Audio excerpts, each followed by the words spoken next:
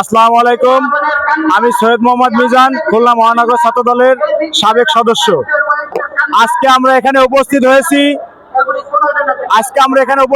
খুলনা ৩ আসনের গণমানুষের প্রিয় নেতা, কেন্দ্রীয় বিএনপির ছাত্র বিষয়ক সম্পাদক, মানবতার ফেরিওয়ালা আলহাজ রকিবুল ইসলাম বকুল ভাইয়ের পক্ষ থেকে, খুলনা খালিশপুর থানার অন্তর্গত ১৪ নম্বর ওয়ার্ডের পক্ষ থেকে আমরা এখানে উপস্থিত হয়েছি।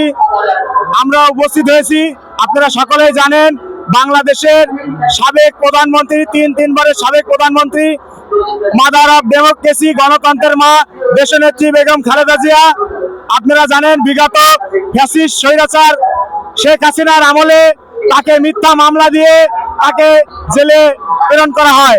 তারপরে তাকে ধুকে তাকে 16 আয়োজন দিয়ে শেষ করার মাধ্যমে তাকে আজকে দুনিয়া থেকে চিরতরে না ফেরার দেশে চলে গেছেন। আমরা প্রিয় নেত্রী, দেশনেত্রী বেগম খালেদা জিয়ার জন্য দোয়া করি, আল্লাহ তাআলা তাকে যেন জান্নাতুল ফেরদাউস নসিব করেন এবং জান্নাতের উচ্চ মাকাম দান করেন। পাশাপাশি একটি কথা বলতে চাই, আজকে আমরা যে নেত্রীর জানাজায় উপস্থিত হয়েছি সংসদ ভবনের পাশে মানিক মিয়া এভিনিউতে, বাংলাদেশের 16 কোটি জনগণ আজকে তার জানাজায় শরীক হয়েছে।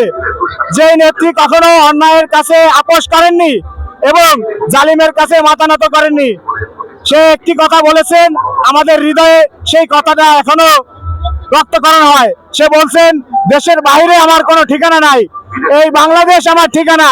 অতএব আমরা বাংলাদেশের জনগণ তাকে হৃদয় উজাড় করে ভালোবাসি এবং যতদিন বেঁচে থাকবো তার আদর্শ আমরা বুকে লালন করব এবং দেশনেত্রী বেগম খালেদা জিয়ার জন্য দোয়া কামনা করি এবং আমাদের 64টা জেলার ভিতরে খুলনা জেলার পক্ষ থেকে খালেদা জিয়ার জন্য দোয়া করবেন।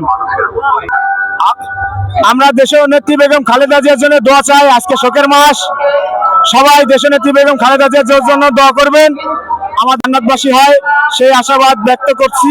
আপনাদের সকলের কাছে দোয়া চাচ্ছি, সবাই প্রাণ ভরে দেশনেত্রী বেগম খালেদা জিয়া